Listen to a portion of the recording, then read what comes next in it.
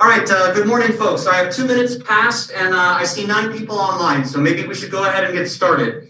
As you can see, I put a lot of stuff on the board already. Most of this is logistical stuff that we should discuss before beginning class. So for starters, I did some grading over the weekend, and this is where the grades currently stand. Homework number 2, as of Sunday, when I graded them, I had 13 out of 14 submissions in hand.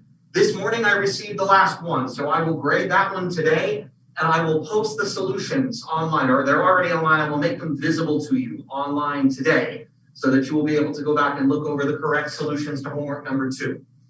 Homework number 3, which was due a week ago, I currently, as of Sunday, had 9 out of 14, and again today I received +1. So you can keep working on this. I'm not going to cut you off yet, but as you see, we will be approaching a cutoff on homework submissions because of the midterm. So these are back homeworks. Please get caught up as quickly as possible. Homework number 4 is due this Friday. Please do not underestimate the amount of time that it will take to work through the algebra of the Rundle-Lenz vector in problem 2. If you wait to the last minute on that, you're going to be in trouble. That one is nominally due this Friday. I'm not going to cut it off this Friday, but again, you're going to be coming up to a crunch if you keep getting behind. I anticipate assigning 1 additional homework on perturbation theory this Friday to be due next Friday.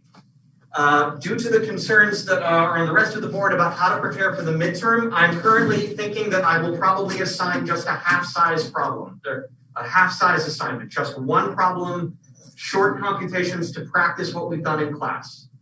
So I'm anticipating assigning that this Friday and having it due next Friday, the 5th. Next Friday, the 5th, is going to be an important day for you. That will be a cutoff on late homework submissions. The reason is because we are now preparing to move on to the first midterm. So the topic that we are starting today on time-independent perturbation theory is the last topic before the first midterm.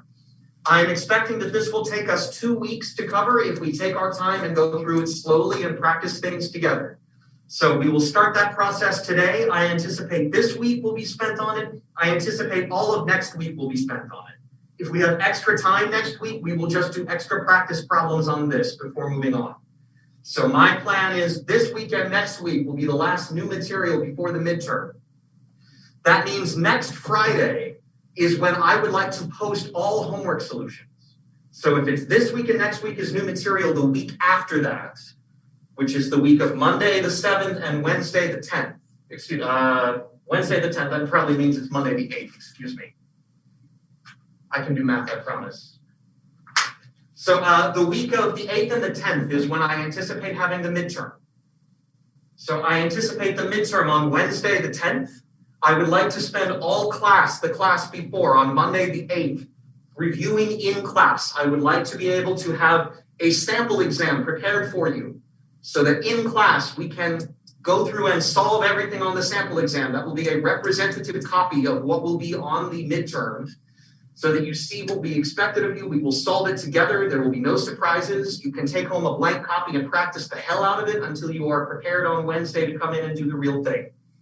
We can talk details about this, but I'm anticipating the week of Monday the 8th and Wednesday the 10th for the exam.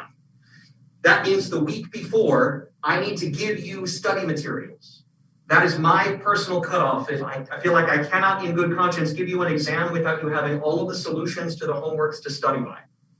So for that reason, I am anticipating a hard cutoff on the homework solutions, late homework solutions on Friday the 5th, which is when homework number 5 will be due. So you have until that time to get any back homeworks that you need to submit it to me. On Friday the 5th, I will make all solutions visible. I will set it up on Canvas or whatever to make them visible as of midnight, so that then you will have all weekend and until that Wednesday with the complete solutions to the homework to study by to prepare for the final. To prepare for the midterm. And so then, as I said, that following Monday, we will review in class. I want to give you as clear an indication of what the expectations will be as possible. The format for the midterm, I'm still working out how I want to do this, but currently I'm very much leaning towards doing something in class. That does not mean you have to be physically here in person. If you are online, that's also fine. It means that it will be a live exam. I will post it and make it available to you, at the start of class on Wednesday the 10th. I will design the midterm so that it is supposed to take about 1 hour to complete. And then I will cut off the online submission, an hour plus 20 or 30 minutes after that so that you have time to scan and submit it to Canvas. Or if you're here in person and doing it on paper, you can turn it into me physically, whatever you prefer. So this is what I have in mind. What do I have in mind for the format of the exam? If it's going to be short, 1 hour long, this is not going to have big derivations on it. I would like to survey the topics that we've covered and see, do you understand the basics and can you apply them? So I'm thinking maybe some conceptual questions, maybe like write me a sentence or multiple choice even. Do you conceptually understand what we've been talking about?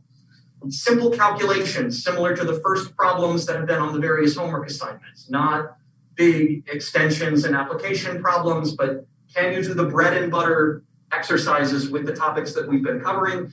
And if there's going to be any derivations on it, I would probably not ask you to do a big derivation, either something short or maybe a fragment, like given this step, arrive at this step, show me how you do it. This is what I'm thinking, short exercises so that I can hit on various topics that we've covered thus far in the semester. Anything that you guys want to talk about in terms of class logistics, where things stand? This is what the picture looks like to me right now. Oh, one thing before I forget, the homework assignment. So even once I have posted solutions, you are still welcome to submit corrections. There's no cutoff on that till the end of the semester. I would advise not waiting until the very last day of the semester to do it. But at any point, you are welcome to go back and resubmit the homework on Canvas, correct your own mistakes, and that is your chance to earn back up to 50% of lost points. So if you will spend the time to go back and fix your mistakes, I will give you points for that. That includes, for what it's worth, if you get a 0, if somehow you are too far behind, you cannot catch up, you do not get homework 4 or homework 5 turned in by the cutoff, and you get a 0 for it. If you submit corrections, I will still give you back 50% of lost points if you do it right. That's enough to raise a 0 to a 50, which is not good, but it's a lot better than a 0. Okay, that was the last thing that I wanted to say. Any questions on logistics, old business and new business?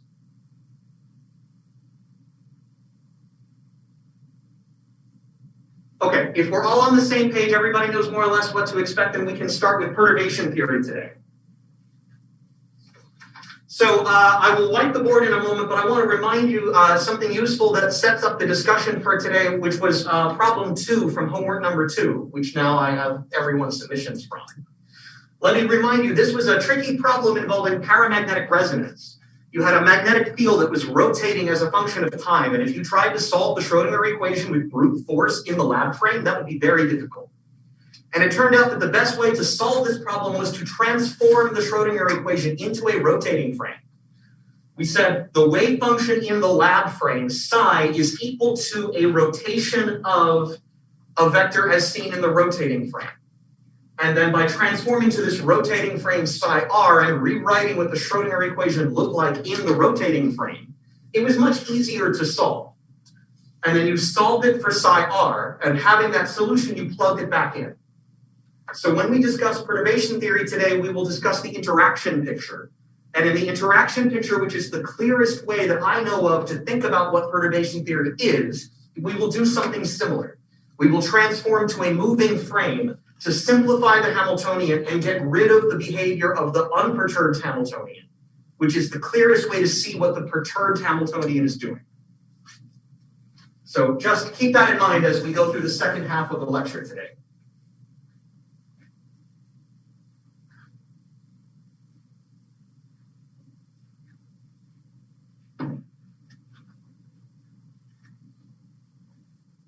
Yes, sir.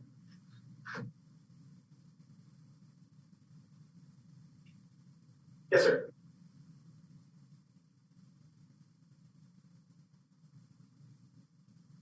Yeah, certainly if you have a complicated problem, it's often easier to transform into a rotating frame or a moving frame. It depends on what you're trying to do. I don't know. We don't usually talk that much about perturbation theory in classical mechanics, but I don't see any reason why it would be any different. The example that I have in mind is if you're looking at corrections to the harmonic oscillator. So something which is not, a 1/2 kx squared potential, but maybe 1/2 kx squared plus lambda x to the fourth. The idea would be that you write your solution as the solution, sines and cosines of the regular harmonic oscillator. And then you go to a frame which is oscillating at that frequency.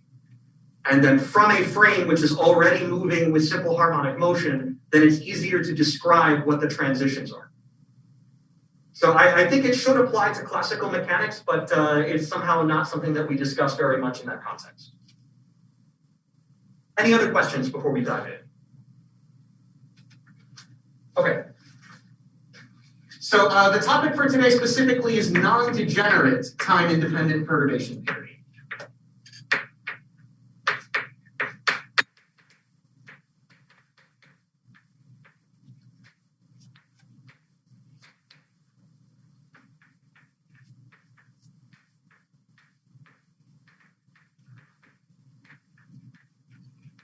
So for the purposes of today's discussion, I will be assuming that all quantum states are non-degenerate. When you have degeneracies, there's an extra wrinkle that you have to worry about because your unperturbed Hamiltonian may have a set of degenerate states that your perturbing Hamiltonian may not be degenerate in. And then you have to worry about which basis for my degenerate space do I pick. So we're going to save that wrinkle for next time. So for now, we will consider all states to be non-degenerate, and we will be looking at the time-independent case in perturbation theory. So the important statement is that in quantum mechanics, very few problems are solvable exactly.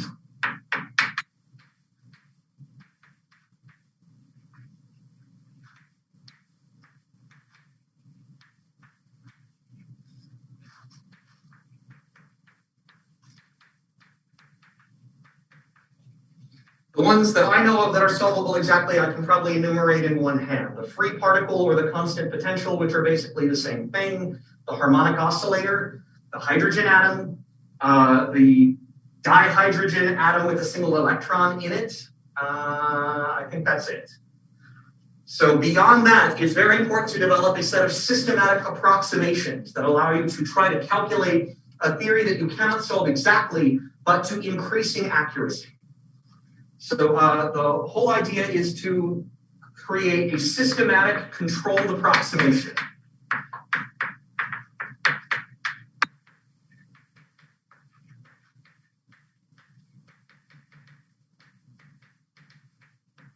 So that you can say something like psi of t equals some answer, and my corrections are this small, plus order epsilon, or plus order epsilon squared. So that if you have the ability to always control the size of the correction, then you have the ability to calculate approximately the solution to any desired accuracy. So you can start off with the simple case and throw away corrections of order epsilon. And if that's not good enough, you can go back and work harder and calculate the new corrections down to order epsilon squared.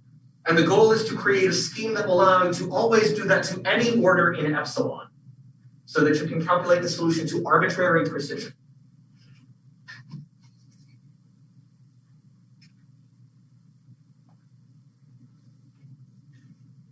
I'm emphasizing this because there are a number of approximations that are not systematic and controlled that are sometimes necessary to make, but that means you do not have a good way of quantifying the error.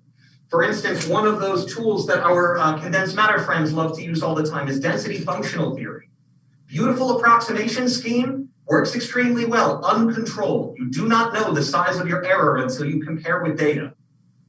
So perturbation theory is a strategy that allows you to systematically control what the size of your error is, and that is the most important part. Okay, so here's the setup. I'm going to go through this two different ways. First, I'm going to go through this the way that it's done in the textbook in, which is in chapter 17 on time-independent perturbation theory.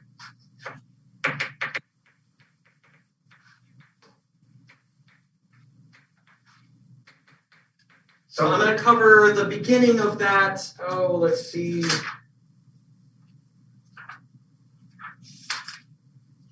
Let's say page 451 to 454.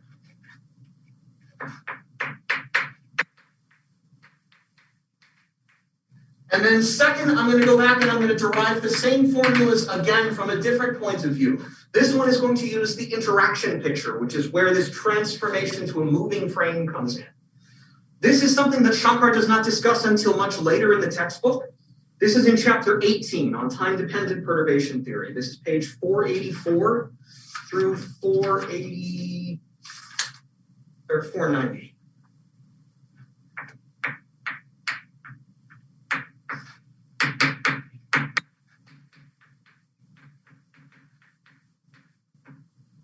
The subject of the interaction picture is the clearest way I have of explaining what perturbation theory is and what it's doing in a time-dependent sense. That is the method that you will use if you have to calculate things to very high order in perturbation theory when the simple formulas don't work anymore. It's maybe more powerful machinery than we will need immediately. And it's something that we will use in its full power when we come to time-dependent perturbation theory. But I think it's worthwhile introducing it now to give you a picture of what perturbation theory is doing. Okay, so let's start with the standard derivation. So suppose we have a Hamiltonian which is exactly solvable. I'm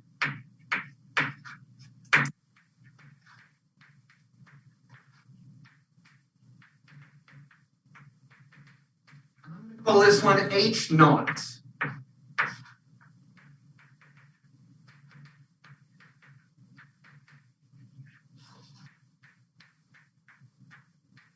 Here I'm following Shankar's notation where the superscript 0 is not an exponent. This indicates the order in perturbation theory. So this is the 0th order Hamiltonian, the unperturbed case that we know how to solve exactly. By assumption, we pretend we have already solved the eigenvalue problem. H0, N0 equals En0, N0. If we already know what the eigenvalues and eigenstates are of this exactly perturbed or this exact Hamiltonian. Now we want to evaluate what happens to those energies and those wave functions when we add to this Hamiltonian a small correction.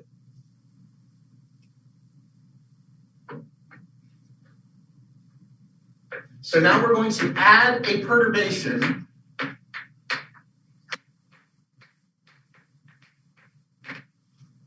I'm going to call this G times H1. This is not a prime, this is 1 for the first order in perturbation theory. So a couple of comments on this. The quantity that I'm calling G is referred to as a coupling constant.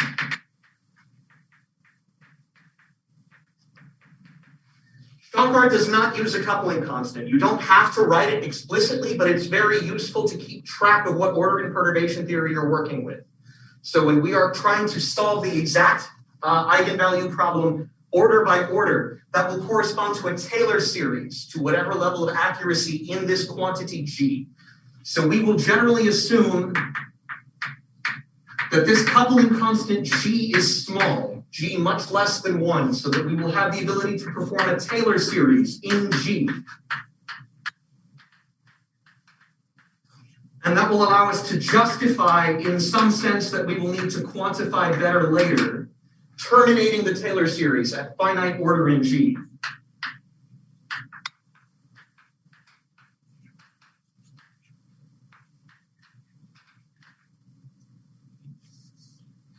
For actual applications in quantum field theory, for example, you have real physical numbers associated with this coupling constant.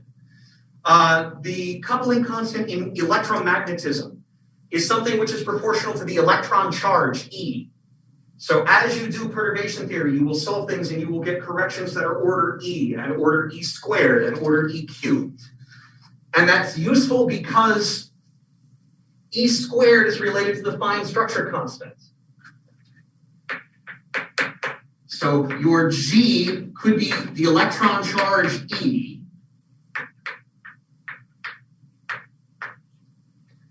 And E squared is alpha E and M H bar C in the CGS units that we've been working with.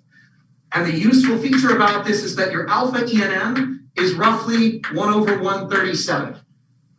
So perturbation theory, think of this G as a number which is like alpha E and M, or maybe the square root of alpha E and M. The reason perturbation theory works extremely well for electromagnetism is because alpha E and M is extremely small. So this small parameter gives us control over this series of approximations, so that if the first order in perturbation theory is a 1% correction coming from 1/137, the second order in perturbation theory is a percent of a percent. And the third order is a percent of a percent of a percent. And so that's hierarchical suppression, makes it possible to systematically construct the solutions. Okay.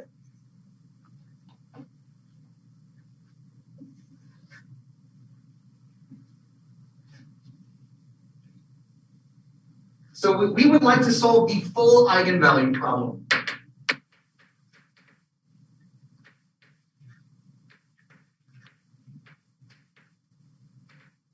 So the total Hamiltonian H is the non-interacting or the unperturbed Hamiltonian H0 plus G times H1.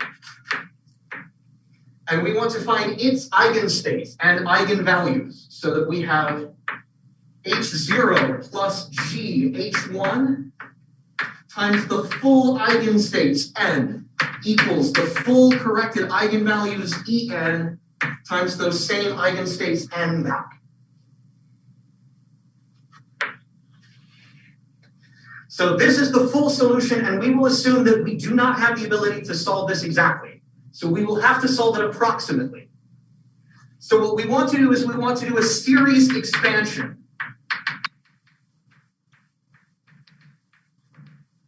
of both the eigenstates N and the eigenvalues En as a series in that coupling constant G.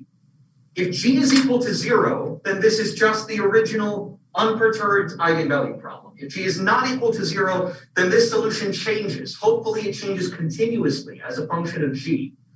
And if so, we can imagine writing this as a series expansion.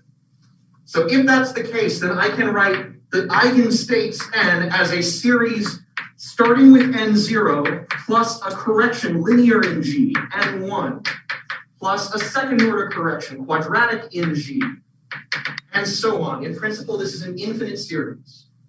Likewise, I write down a series approximation for the energy eigenvalues. En0 plus G, En1 plus G squared, En2 plus dot, dot, dot. Keep in mind this notation. These numbers are not exponents on the inner sheets. They are indices that are telling you the order in perturbation theory.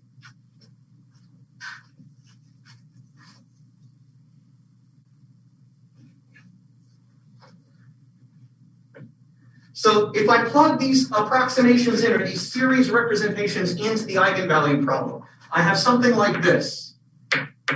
H0 plus GH1 times N0 plus GN1 plus dot, dot, dot equals En0 plus G En1 plus dot, dot, dot times N0 plus G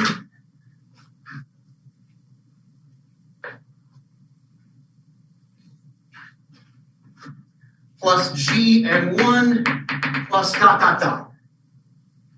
And the important part is that the perturbing Hamiltonian here mixes orders in G. So I've got one factor of G coming here associated with the perturbation H1, and that's going to let me hierarchically solve the solution. So let's write down what this equation looks like, order by order in G. Before you go on, so yes. The N states have a ... like it'll go on for the different indices of perturbation, and so do the E's. Yes, but the Hamiltonian only has one perturbation. That's correct. Okay. Yeah. So so you're starting with the Hamiltonian and you're adding some correction to it. The idea is that the eigenvalue problem is nonlinear. If you add a small linear type correction to the Hamiltonian, that induces a whole cascade of nonlinear corrections to both the eigenstates and the eigenvalues. Oh, okay. Okay? Any other questions? Please pause me as we go through this. All right, so let's look at this equation, which is sort of our master equation at various levels of accuracy. Starting with the simplest case, at order G to the 0, I neglect everything that has a G in it. So I start off with H naught, N naught equals En naught, N naught. This is our original eigenvalue equation, if I set G is equal to 0. At order G to the first, now let me keep everything up to first order in G. So I have, now opening the parentheses on the left-hand side of the equation, I have H0, N0 plus G, H0, N1 plus G, H1, N0. And the corrections to that are order G squared. So let me write that explicitly here, plus order G for the first one. So I've opened up the parentheses here and kept only terms linear in G. On the right-hand side, this is equal to En0, N0 plus G times En1, N0 plus En0, let me write the G, GEN0, N1 plus order G squared. So now this equation has some redundant information in it. For one thing, I know from the first order solution, or the zeroth order solution, H0, N0 is equal to E0, N0. I'm going to cancel these pieces. That subtracts out of my equation the solution we already had from zeroth order.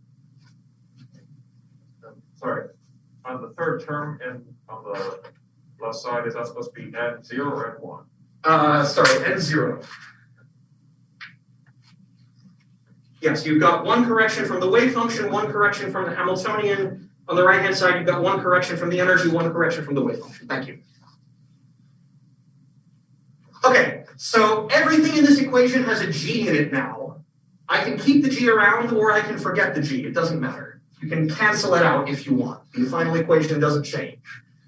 So at first order in perturbation theory, what I get is H0 N1 plus H1 N0 equals En1 N0 plus En0 N1. And the corrections to this are, if I write the G's explicitly, I would say the corrections are ordered G squared. If I divide by G, then the corrections are ordered G. It's one order higher in the series. So this is the equation that we're going to work with when we want to see the impact of first order perturbation theory.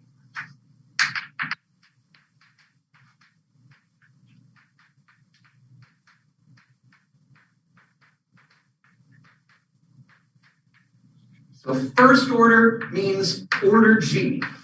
That's why I like to keep this coupling constant around instead of hiding it implicitly in the corrections the way Shankar does. So there are two physical effects that come from the perturbation. One of them is a shift of the energy. So as we will see when we do this a little bit later in the interaction picture, your state N is sitting there minding its own business as a function of time, and then sooner or later it gets hit by the perturbation exactly one time. That perturbation can either leave the state in the same level in which case it effectively shifts the energy, or it can kick the state out of that eigenstate and move it to a different level. So it can induce a transition.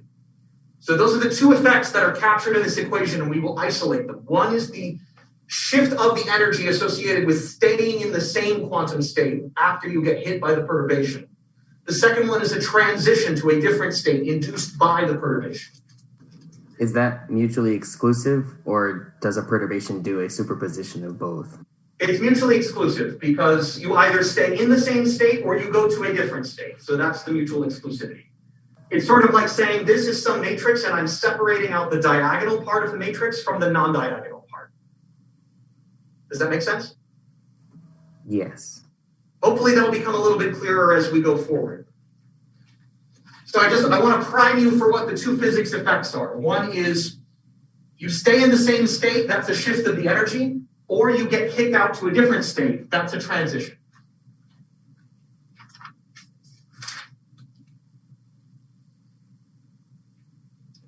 All right, so to write that in words,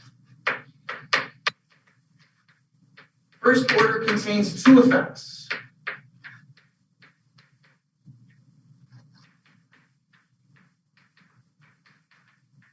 Shift of the energy. That's what happens when H1 leaves you in the same state N.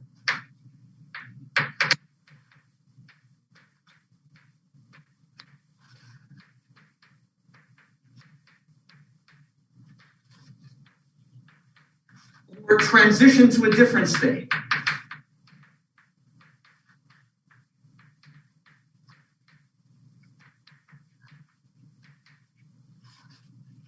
So this involves matrix elements of the form H1. Let me put the G in there. GH1 acting on your original state N naught puts you into a different state M naught, where M is different from N. So this is a transition or a jump in the levels that is caused by this perturbing Hamiltonian. In the original Hamiltonian, these states are eigenstates. They're stable. Everything is beautifully diagonal. There are no transitions. But this perturbation is not diagonal in that basis. So this appears as a transition from one state to another. Before we calculate the formula, I want to give you a few different sentences that associate with these concepts. There are several equivalent ways to state what we're doing here. So one way to say this is equivalent statements.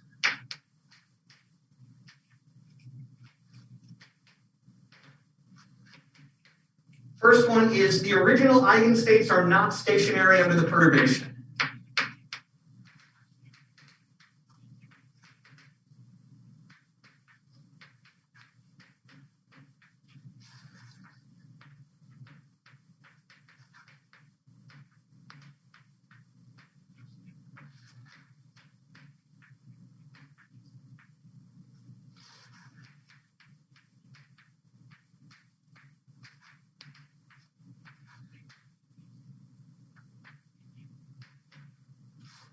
This is what I mean when I say H1 is not diagonal.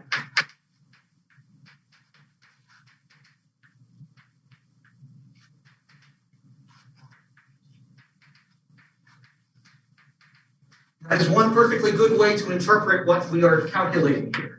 Another perfectly good way to interpret this is to say that the perturbation H1 causes a transition away from the original state.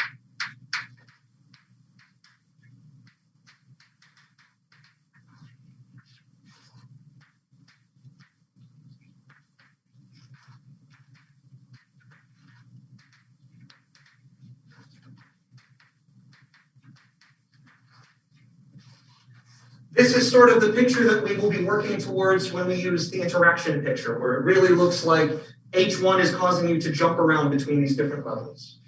Another perfectly equivalent way of saying the same thing is to say that the true stationary eigenstates are modified. They are different from the original stationary eigenstates. Exact, or I'm going to use the phrase dressed eigenstates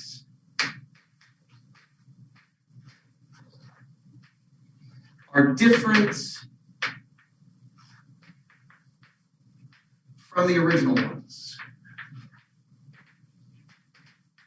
The original I will call the bare eigenstates.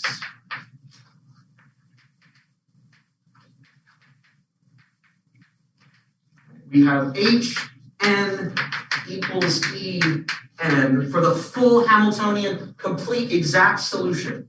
This is the dressed solution, meaning including all effects to all orders in perturbation theory coming from this perturbation. The bare solution was H naught N naught equals En naught N naught. And this is the statement that the truly stationary states are not the same thing as the stationary states you started off with. So algebraically, these are all equivalent statements. You say there is a stationary thing, but it's not the original one. That means my original state is not truly stationary. I have transitions now from the original state. That's equivalent to saying that the matrix is non-diagonal in it. Okay, I'm trying really hard to give you some physics intuition for what's going on algebraically, because it's easy to take these formulas and just get lost in what they're telling you. But what they're telling you is something very clear and physical if you see it from the right frame. Yes, sir, please. Yes. Yes, the original basis is a complete basis, so you don't have to, but you can always choose to express the corrections in terms of the original basis, and that's what we will do. That is the most natural choice that you can make to study this problem. That's correct. It's the same Hilbert space, and it's causing you to jump around. So if you decide to always use the basis of the non-interacting or bare Hamiltonian, then the appearance of the perturbation is something that is causing transitions or jumps between those levels. That is probably the most physical interpretation that I can give you for what's happening. But that is just a choice. That is one choice of basis with which to view the action of the perturbation. Any other questions?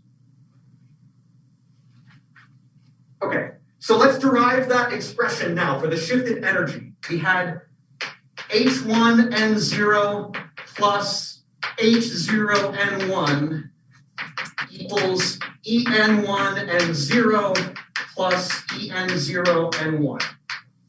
Corrections from either case. So let's take the overlap to stay in the same state. So let us project this equation onto the same state N0 as a draw, and then see what this equation is telling us.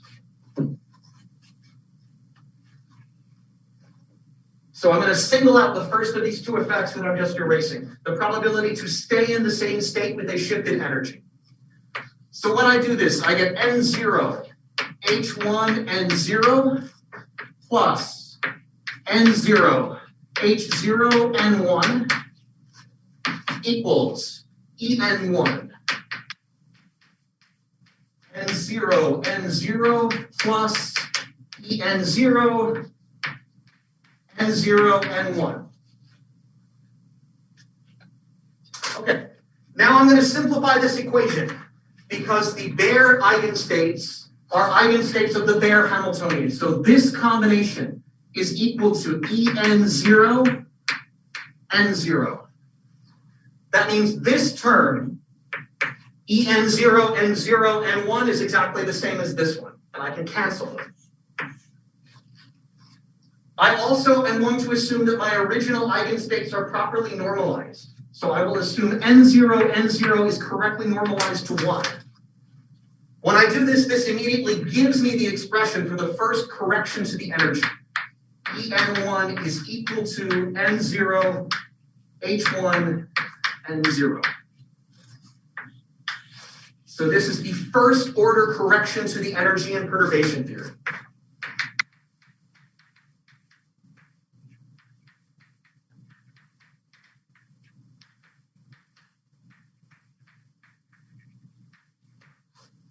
So at first order, you start off in the state N0, you get hit by this Hamiltonian, and you just happen to stay in the same state. That looks like your energy got changed. So it is simply the expectation value of the perturbation in that state.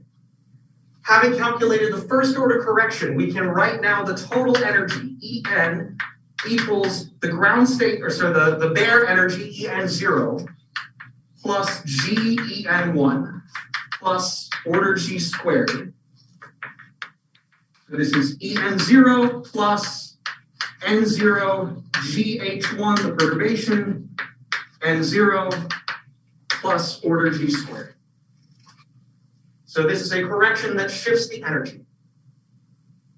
That's the first effect.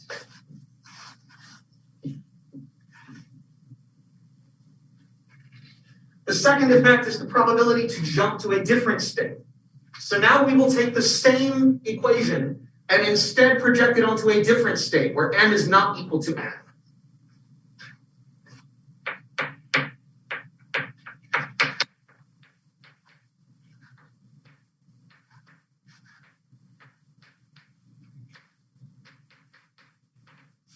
So now if I take this equation and project it onto M naught, I get M naught H1 N0 plus M naught H naught N1 equals En1 M naught N naught plus En0 M naught N1.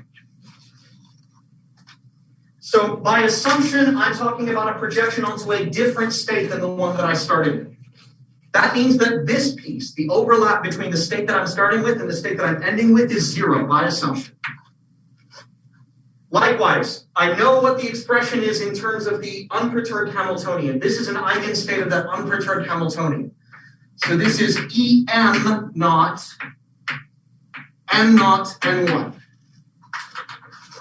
So continuing this expression, I have M naught, H1 N naught, plus Em naught, M naught N1 equals En naught, M naught N1.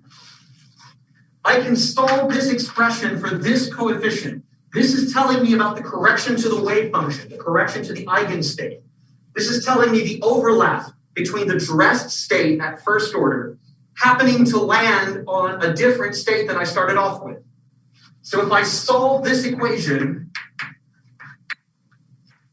for M naught N1,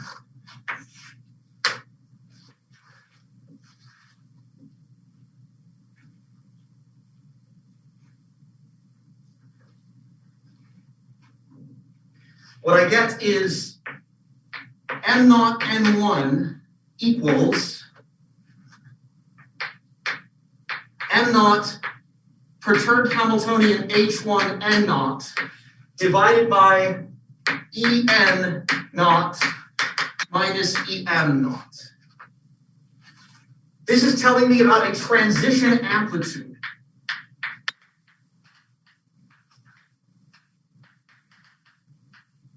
From one state to a different state. Having calculated this overlap, this is now, remember, for any M which is different from N. Now I want to use this information to construct the corrected wave function at first order in perturbation theory.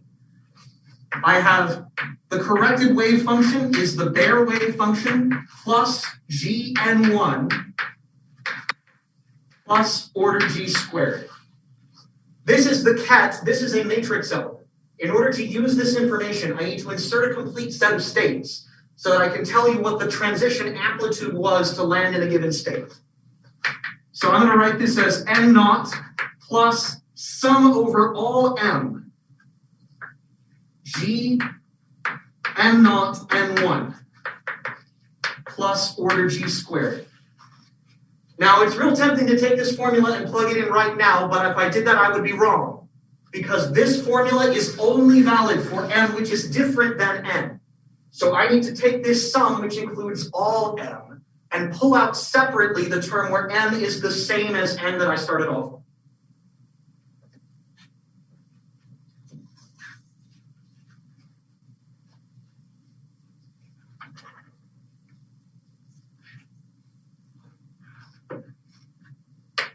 So we have n equals n naught plus, if I pull out separately the term where n is equal to n, I have plus g n naught, n1, plus the sum over everything else. Sum over m different from n. This is sometimes written as sum prime.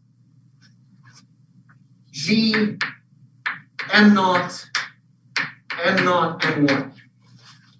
And now that I have correctly enforced this criterion that n is different from n, now I can plug in this formula. So what I get is, also notice that this state and this state are the same. That's the special one we pulled out. So this is 1 plus g n0, n1 times the original state you started off with, n0, plus sum over all n different from n, sum prime. This is m0, gh1, n0, divided by e n0 minus e m0. And the corrections to this are order g squared. So this is the dressed wave function at first order in perturbation theory. There are two possible corrections to the wave function. One of them is, now instead of being in state n naught, you happen to turn to a different state, m naught. This is the transition piece right here.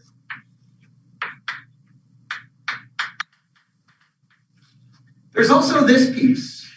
At first order in perturbation theory, this thing turns out to not be important, but it is conceptually important. This is telling you about how much probability you take away from the state you started off in. You start off with 100% probability to be in state n. Later on, you find, oh, I had 25% probability to actually be in a different state. In order to conserve probability, you need to subtract that probability from the original state. That's the meaning of this correction. This is the subtracted weight.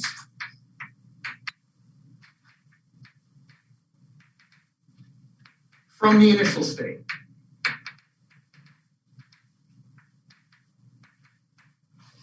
We'll examine this correction next. It turns out that at first order in perturbation theory, you don't need it. You can get rid of it. It's just a pure complex phase. At this accuracy, the probability to be in the original state is still 100%. And you get a little bit extra. The first correction to this enters its second order in perturbation theory. Is there a G missing in the summation? I took the G and I put it here next to H. Oh, sorry, I missed that. Yes, thank you. Sure, no problem. Yeah, I'm trying to be careful about my G. Shankar doesn't keep the G, so when you compare with what's in Shankar, he'll just have H here. Okay, so how much probability was taken away from the original state? I have to enforce probability conservation.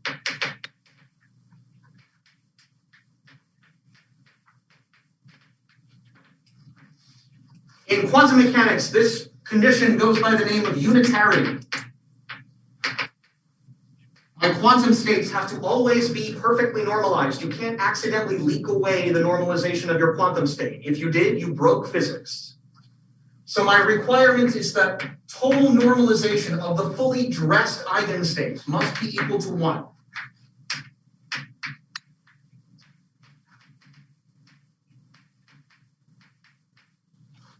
So what does this mean for perturbation theory? If I expand this thing out, this is n0 plus g n1 plus ... And for the ket, it's also n0 plus g n1 plus ... equals 1. So let's separate out these corrections order by order in perturbation theory.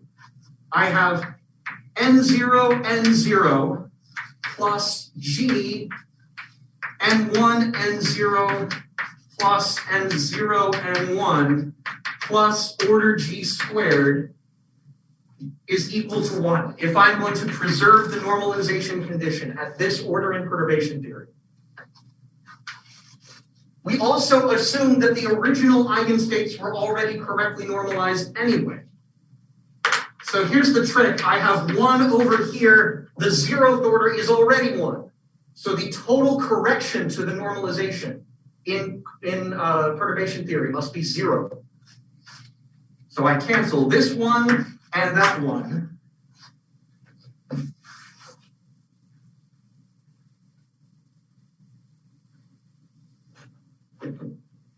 And so at this order in perturbation theory,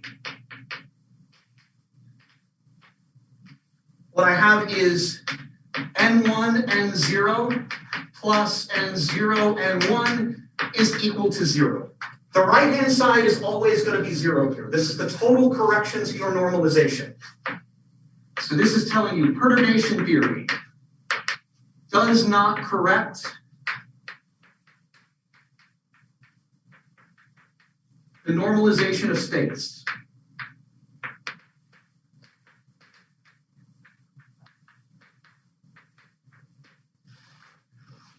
What's special or too simple about first order in perturbation theory is that at order G, I have only one correction. So I can correct n1 or I can correct a ket n1.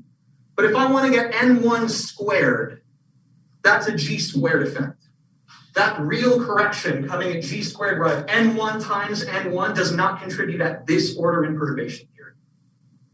So this one is very simple. This is telling me I have some complex number. For the sake of argument, let me call it Z. This number is Z star, complex conjugate of it. You just flip the bra on the ket. So this is telling me Z plus Z star equals 0.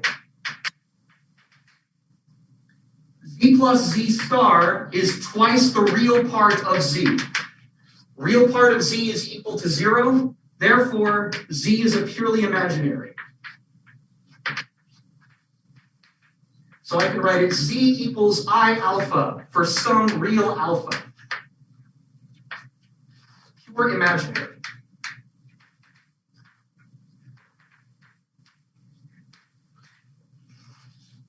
So this statement that there is no real part is only true at first order in perturbation theory. So maybe let me emphasize plus order G squared. At second order in perturbation theory, you do get a real part of Z. But at this level, it's purely imaginary. And if it's purely imaginary, then there's no probability that comes with it. The reason is, let me maybe go back here and just keep this bottom equation.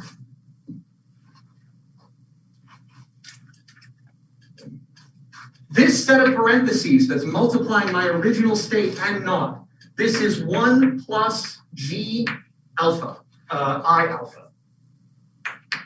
IG alpha plus order G squared. At this order in G, this is perfectly equivalent to a pure complex phase. This is e to the IG alpha plus order G squared. Pure complex phase, 0 probability. Because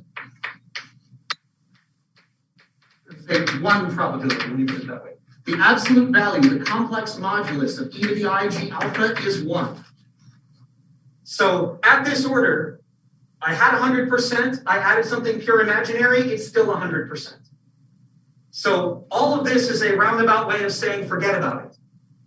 You can get rid of the overall complex phase. If I really want to, I can take every quantum state in physics and multiply it by e to the IG alpha. Redefine what the eigenstates are. The eigenvectors are always arbitrary to an overall factor. So you can get rid of this in this way. This is just a very fancy way of saying there is 0 probability subtracted from the initial state at first order in perturbation theory.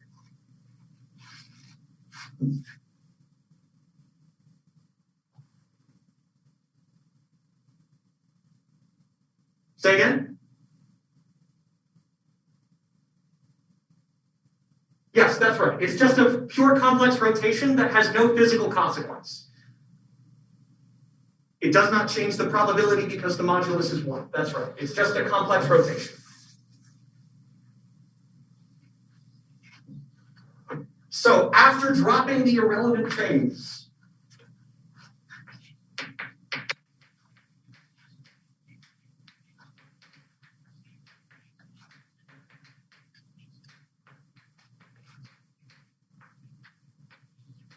This is equivalent to setting n0, n1 for the same state equal to 0. After doing this, we get a much cleaner way of writing the dressed wave function.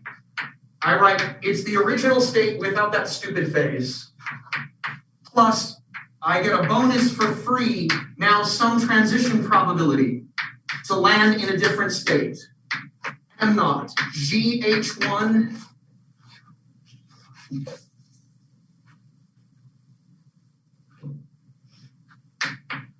N naught divided by En naught minus En naught plus order G squared corrections.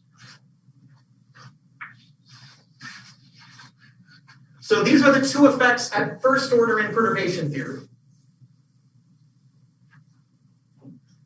Notice that first order in perturbation theory means that the perturbing Hamiltonian shows up exactly one time.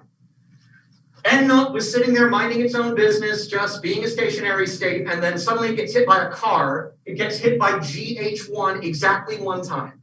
That one interaction causes it to transition to a different state, M0.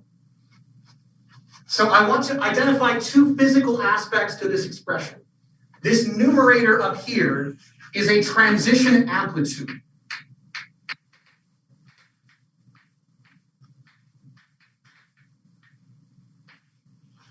It's your amplitude to go from one state to a different state caused by the perturbing Hamiltonian. This thing down here is called the energy denominator for obvious reasons.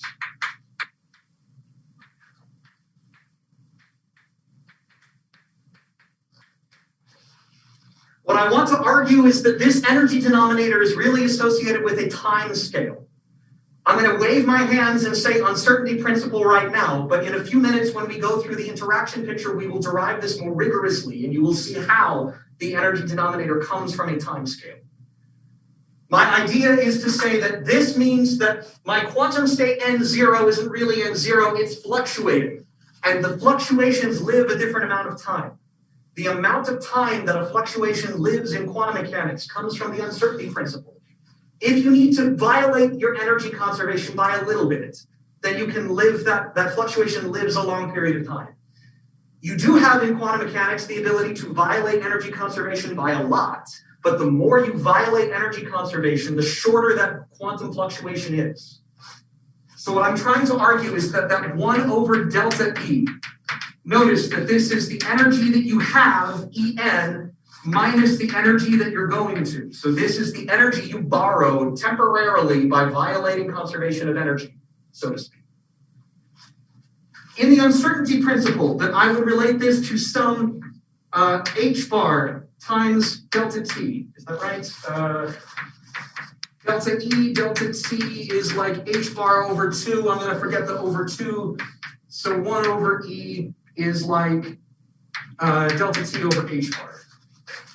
H bar is in the wrong place. So think of this as a lifetime. Lifetime of the fluctuation.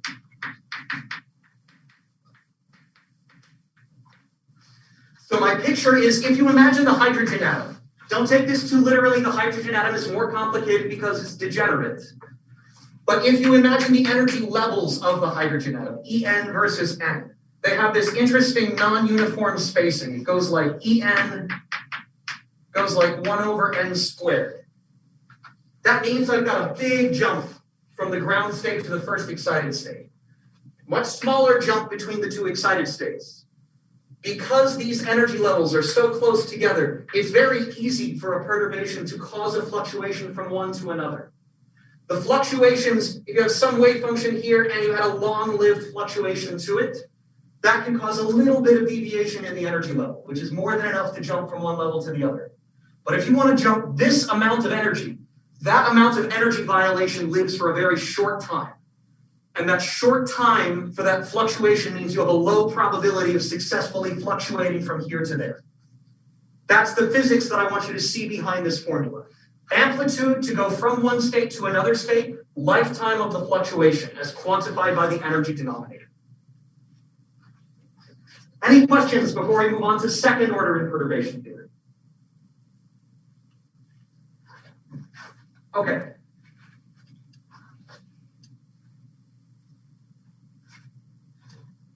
For the purposes of the textbook and for the purposes of what you will be expected to calculate in this class and on comprehensive exams and whatnot, we will only consider the second order correction to the energy. We will not explicitly calculate the second order correction to the wave function, although you can along these lines.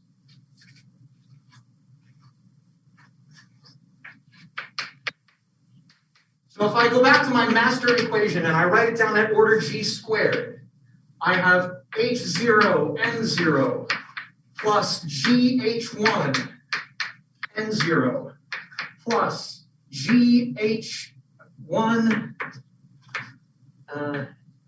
n1. That must have been a typo in my notes. No, sorry, I'm looking at the wrong line, that's why.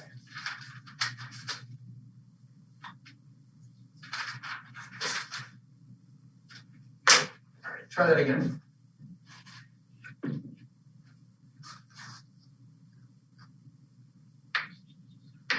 H0 N2 plus GH1, I've already pulled out the G squared. H1 N1 equals EN2 N0 plus EN1 N1 plus EN0 N2. So if each one of these terms had a G squared in front of it, I'd cancel out the G squared. So there was the second order correction to the wave function times the zeroth order Hamiltonian, the first order perturbed Hamiltonian, and the first order wave function. On the right-hand side, I have all three combinations: zeroth order wave function, second order energy, first order correction to both, zeroth order energy, second order wave function. If I want to calculate the energy shift, again, I project onto the same state N0 that I started off on.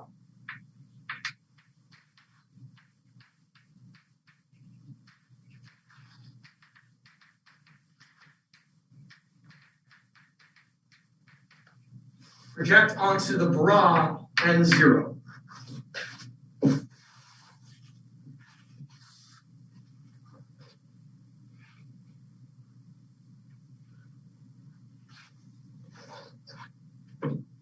So when I do that, I get N0, H0, N2 plus N0, H1, N1 equals EN2, N0, N0 plus EN1, N0, N1 plus EN2, N0, N2. Now, I use the fact that the unperturbed or the bare eigenstates are eigenstates of the bare Hamiltonian, so this term is En0, N0, N2. And this piece nicely cancels, sorry, this is a typo. This is En0. It should cancel this piece. I have N0, N2, En0, En0. So these pieces cancel.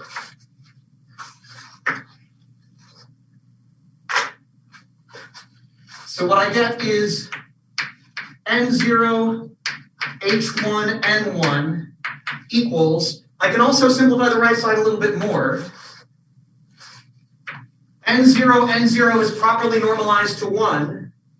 And we saw that at first order in perturbation theory, that corrected wave function is orthogonal to the ground state one. This one has transitions to every other state.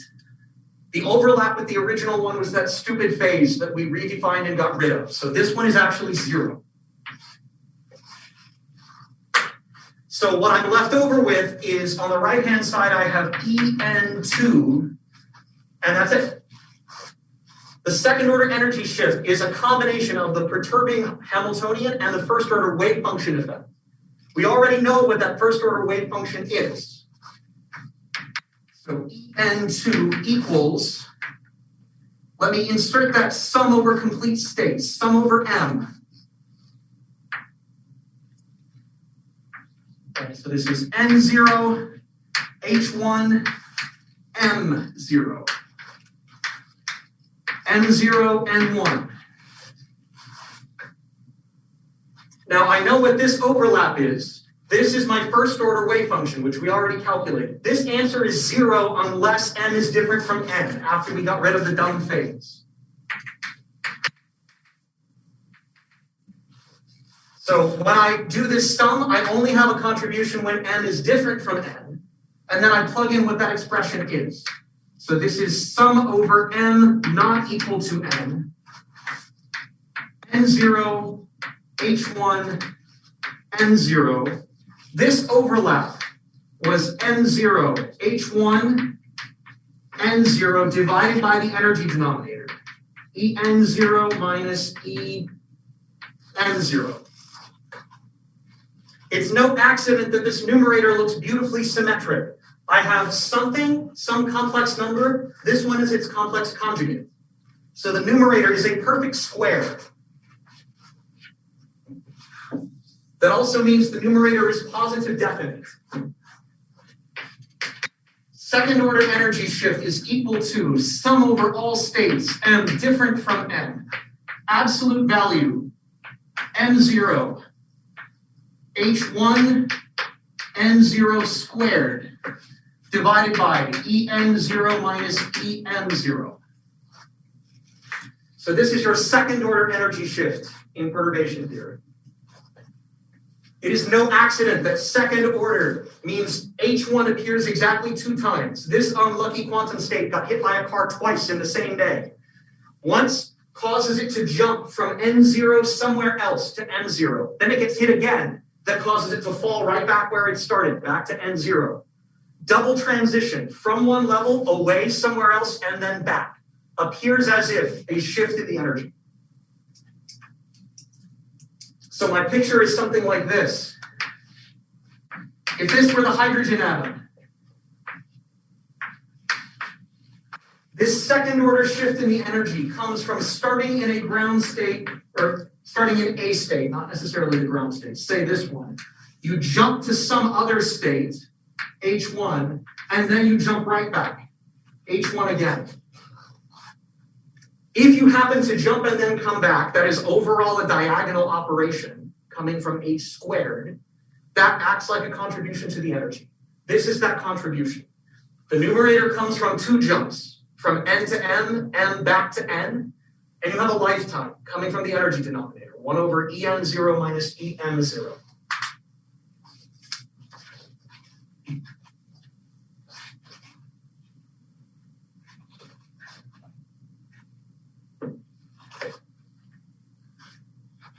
Okay, one nice comment about this formula. I said the numerator is positive definite, so the overall sign, whether the second order correction is positive or negative, only depends on the energy denominator. So you can clearly see what happens to that energy difference if you're talking about the ground state.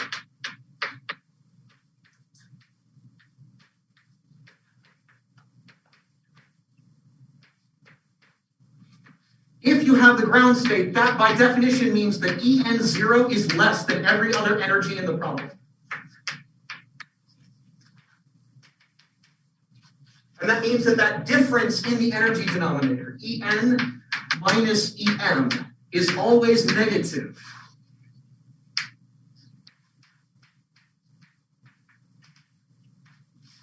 And so that means the second order energy shift is always negative for the ground state.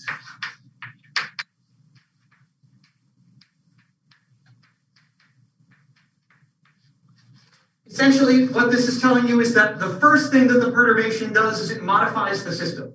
So think about applying an electric field to something which is overall unpolarized. So you have a spherically symmetric charge distribution. Then I turn on the electric field. The first effect is I polarize the distribution. I create a dipole moment. Second, I couple the electric field to the dipole moment that it created. That combination of inducing a dipole moment and then interacting with it overall lowers the energy. It makes it more stable. So the correction to the ground state is negative definite. You can think of it sort of like it's a pressure coming from all of the other states. Looking at this number, so the numerator is positive definite, the denominator counts how many states are above, how many states are below, and how close in energy are they. So the second order shift in this level experiences a downward pressure from all the states above it. For a level in between, you have a competition. You have a downward pressure from all the states above and upward pressure from all the states below. So that's how you can think about this formula. Okay, we have 5 minutes left, so that's probably not a good time to start the interaction picture. Maybe let me instead motivate why we're going to do that and what we expect to see out of it.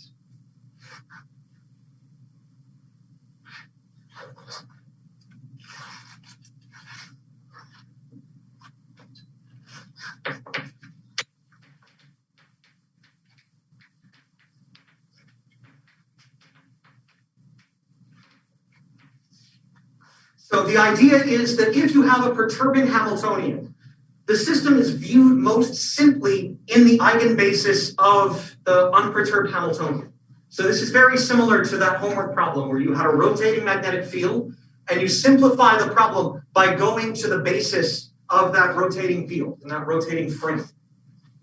So if you look at the time dependence, that is the time-dependent Schrodinger equation.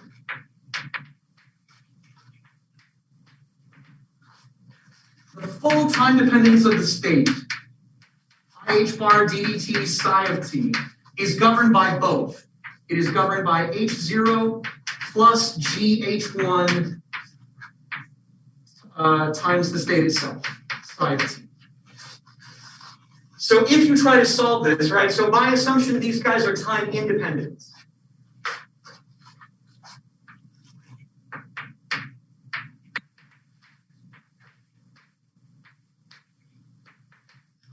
One thing that I can do since it's time dependent is I can just exponentiate the solution. The solution is the time evolution operator in the full theory. So this is u of t psi of 0, where this u of t is the absolute complete Hamiltonian, the full time evolution operator. So this is e to the minus I over h bar h0 plus gh1 exponentiated times time. And so this is bad, right? So this full solution, this dressed propagator, dressed time evolution operator, is the one that comes from including to all orders, all of the effects of that perturbing Hamiltonian. It's much better if I take this state and transform to one that is evolving with the unperturbed Hamiltonian, much like when we transform to a rotating frame.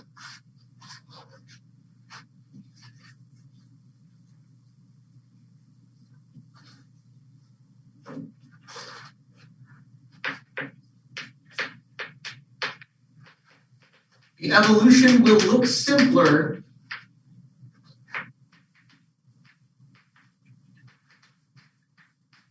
in a frame which is already moving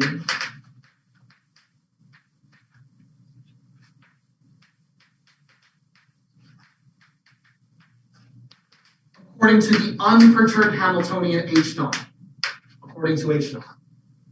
So if I imagine a free or unperturbed time evolution operator, u naught of t, minus I over h bar, just the unperturbed Hamiltonian. This describes the time dependence that is created by the unperturbed Hamiltonian.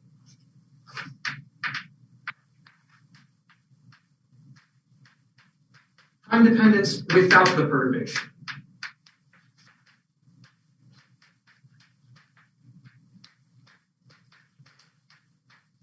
So the exercise that we will do on Wednesday is to take the full time-dependent Schrodinger equation and transform it to a moving frame of reference, if you want to think of it that way. We will define the wave function psi of t is going to be written as u naught of t, unperturbed time evolution, times a state seen from a moving frame, psi I of t. This is called the interaction picture.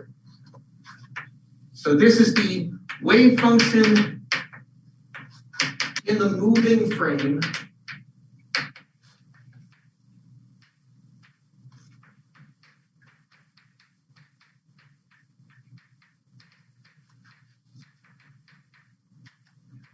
The goal will be to work through this transformation to, just like in the homework, plug this definition into this equation.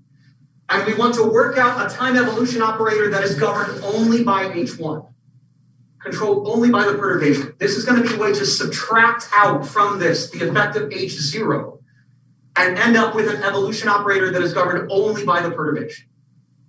So that's the strategy. We will employ this transformation to get a simpler time-dependent Schrodinger equation that is valid to any order in perturbation theory. We can solve that, integrate it directly, and then plug it back in. And this will allow us to construct, order by order in perturbation theory, the full dressed time evolution operator, the dressed propagator. And that solution will have a very clear, intuitive picture that is the basis of Feynman diagrams in quantum field theory.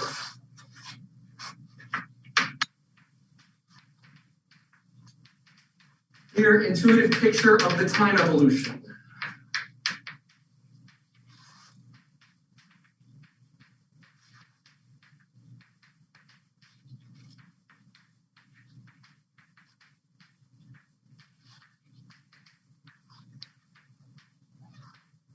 So next time we will perform this exercise, we will derive the dressed propagator, and we will see clear diagrammatic representations of that recursion relation. And hopefully that will give you a good intuition for where the formulas that we derived first come from. My purpose in showing you this is not for you to be able to repeat this exercise about the interaction picture under pressure. You're going to need to use and apply the formulas that we already derived.